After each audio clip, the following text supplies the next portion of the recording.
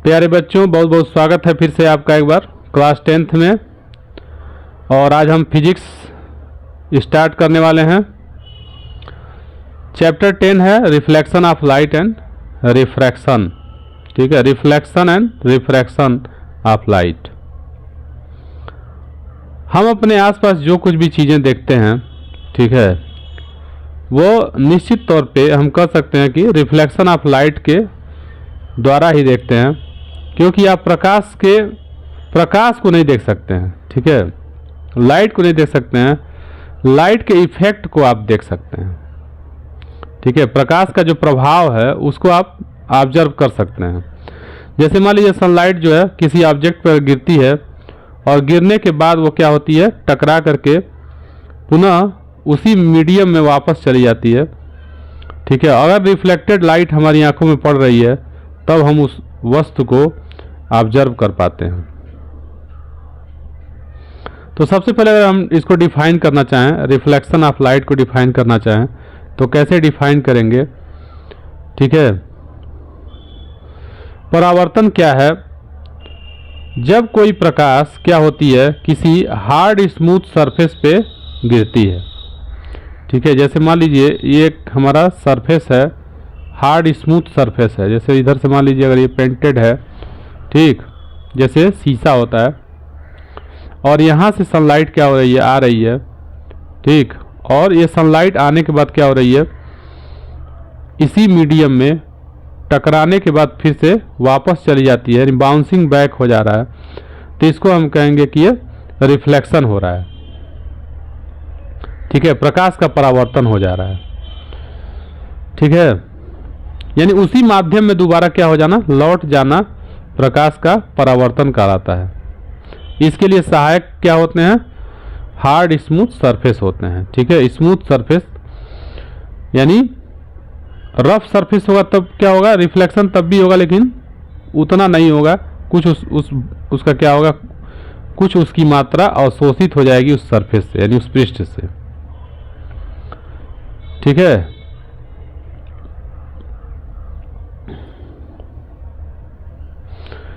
तो इसमें देखिए दर्पण जो है वो बहुत ज़्यादा मदद करता है। और भी इसमें बहुत सारी चीज़ें हैं। प्रकाश के बहुत सारे गुण होते हैं जिसको दिया हुआ है इंट्रोडक्शन में। ठीक है, प्रकाश क्या होती है, अगर किसी हार्ड स्मूथ सरफेस पे गिरती है तो टकरा करके उसी मीडियम में वापस लौट जाती है, जिसको परावर्तन कहते हैं। ठीक है, परावर्तन कई तरह से हो सकता है। जैसे मान लीजिए प्लेन मिरर से हो सकता है, समतल दर्पण जिसको कहते हैं, ठीक है, या गोली दर्पणों से भी हो सकता है। तो गोली दर्पण किसे कहते हैं, गोली दर्पण क्या होता है, इसको भी हम लोग इस चैप्टर में समझेंगे। ठीक है, स्फेरिकल मिरर और गोली दर्पण कितने प्रकार के होते हैं, उनके प्रकार को भी हम समझेंगे, टाइप्स ऑफ स्फेरिकल मिरर। ठीक है, बहुत सारी और भी घटनाएं होती हैं, जैसे इंद्रधनुष का बनना कैसे होता है, डिस्पर्सन ऑफ लाइट जिसको कहते हैं, स्कैटरिंग ऑफ लाइट होता है। ठीक है, डिफ्रैक्शन होता है और इंटरफेरेंस होता है। और भी बहुत सारी घटनाएं हैं प्रकाश के, जैसे पोलराइजेशन है। तो बहुत ज़्यादा डिटेल है लाइट छोटा मोटा चैप्टर नहीं है। ठीक है, लेकिन क्लास 10th लेवल तक जितना इसमें होगा उतना हम कवर करेंगे। तो यहाँ पे अब स्टार्ट हो रहा है पहला टॉपिक जो है वो 10.1 जिसको दिया है, प्रकाश का परावर्तन क्या होता है। ठीक है, तो पहले ही बता दिए हैं प्रकाश क्या होती है, किसी हार्ड स्मूथ सरफेस पे जब गिरती है तो मीडियम को चेंज नहीं करती है। ठीक है, जिस मीडियम में आई थी, जिस मीडियम से लाइट आई थी, ठीक है, उसी मीडियम में दोबारा लौट जाती है। तो इस घटना को हम लोग प्रकाश का परावर्तन कहते हैं। ठीक है, अच्छा, इसमें अब कुछ नियम होते हैं, और इस नियम को जानने से पहले एक चीज़ और समझ लेते हैं कि परावर्तन भी दो तरह का होता है। एक होता है स्मूथ सरफेस से जो परावर्तन होगा, जैसे मान लीजिए लाइट आ रही है, इधर जा रही है, ऐसे एक दूसरी लाइट आ रही है, ये भी टकरा करके इधर वापस लौटती है।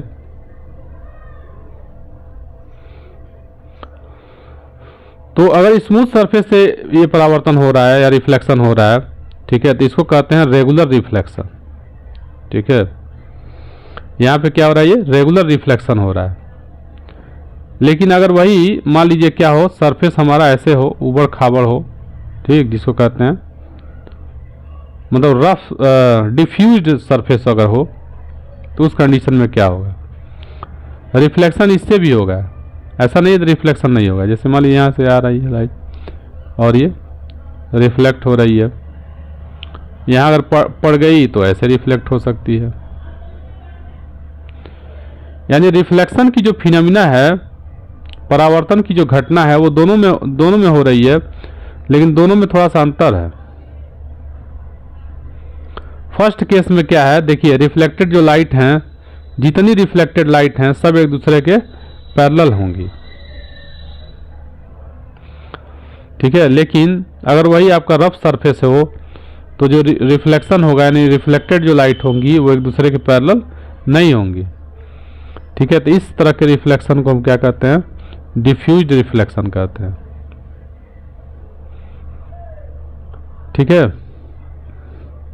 अब इसके जो नियम हैं उनको देख लेते हैं। परावर्तन के नियम क्या हैं, तो देखिए नियम को समझने के लिए इसमें देख लेते हैं। अगर फिगर दिया होगा तो अच्छी बात है, वहीं समझा देंगे, ठीक है। नहीं दिया है तो चलिए फिगर हम बना लेते हैं, ड्रा कर लेते हैं और उसको समझने का प्रयास करते हैं, ठीक है। जैसे मान लीजिए ये हमारा एक मिरर है, ठीक है।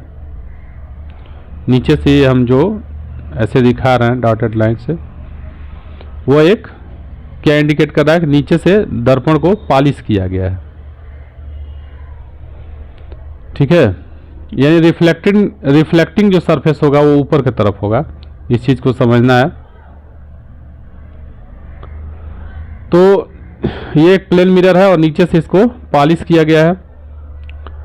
तो यहाँ पे एक हम क्या करें, एक इमेजिनरी लाइन ड्रा कर दें जो इस सरफेस पे, अगर मिरर पे क्या होता हो, परपेंडिकुलर लाइन हो, ठीक है। किसी भी पॉइंट पर, यहाँ पे हम कोई भी एक पॉइंट मान लेते हैं, ठीक है, जिसको हम पॉइंट ऑफ रिफ्लेक्शन कहते हैं, ठीक है, परावर्तन बिंदु कहते हैं। तो ये हो गया परावर्तन बिंदु। या अगर मान लीजिए O है, ठीक है, तो इसको हम मान लेते हैं परावर्तन बिंदु है।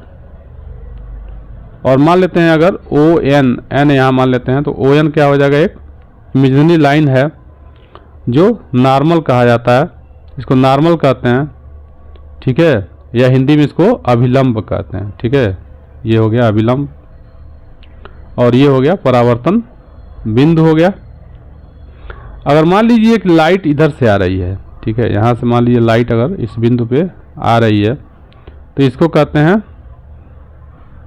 आपतित किरण, ठीक है। हिंदी में कहते हैं इसको आपतित किरण,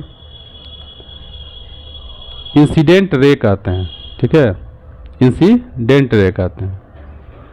अगर यहाँ से टकरा करके फिर ये वापस जा रही है उसी मीडियम में, तो इस लाइट को हम क्या कहते हैं, रिफ्लेक्टेड लाइट कहते हैं, ठीक है, या परावर्तित किरण कहते हैं हिंदी में।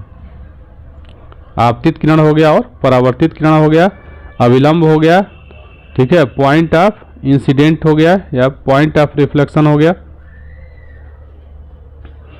ये सब इसमें टर्मिनोलॉजी है जिसको मैंने समझाया, ठीक है। अब हम पढ़ेंगे लॉ ऑफ रिफ्लेक्शन, ठीक है, परावर्तन के नियम। तो पहला नियम ये कहता है आपतन कोण परावर्तन कोण के बराबर होता है। तो पहले ये समझ लीजिए कि आपतन कोण है कौन। तो इंसिडेंट जो लाइट होती है वह नॉर्मल से जितना एंगल बनाती है, जैसे मान लीजिए इसको हम आई से इंडिकेट कर रहे हैं, ठीक है, आप कुछ से भी इंडिकेट कर सकते हैं, थीटा से इंडिकेट कर सकते हैं या फाई से इंडिकेट कर सकते हैं, लेकिन इंसिडेंट है, ठीक है, इंसिडेंट रे है, इसलिए इसको हम एंगल ऑफ इंसिडेंस है, इसलिए इसको आई से रिप्रेजेंट कर रहे हैं, ठीक है।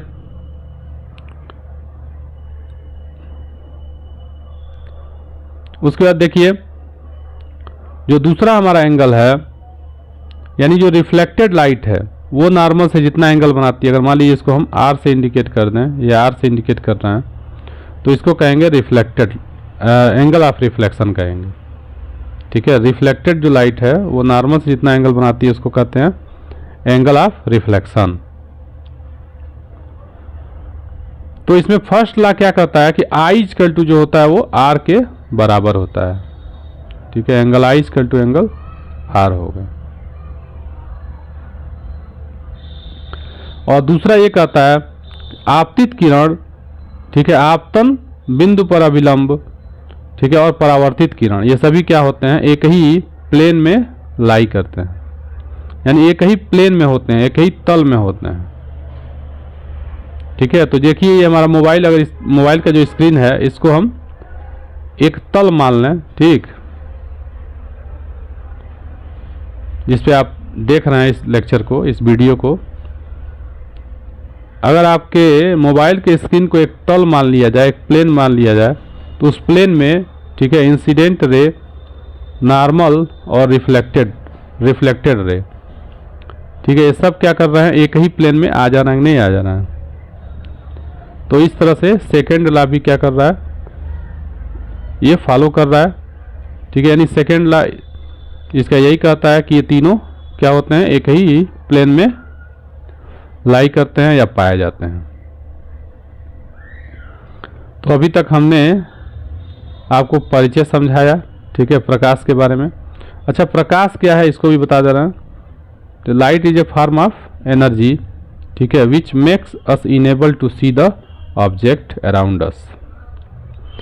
यानी प्रकाश क्या है, एक तरह की ऊर्जा है जो हमको अपने आसपास की चीज़ों को देखने के उपयुक्त बना देता है। ठीक है, या देखने में मदद करता है, सहायता करता है, सहायता प्रदान करता है। ठीक है, तो इस तरह से देखिए आज चैप्टर हम पहला चैप्टर क्लास 10th का फिजिक्स का ले रहे हैं लेक्चर। ठीक है, इसको आप देखिए, स्टार्टिंग है, यहाँ तक अगर कोई कन्फ्यूजन है तो आप मैसेज करिए। ठीक है, मैसेज को मैं रिप्लाई ज़रूर करता हूँ। थैंक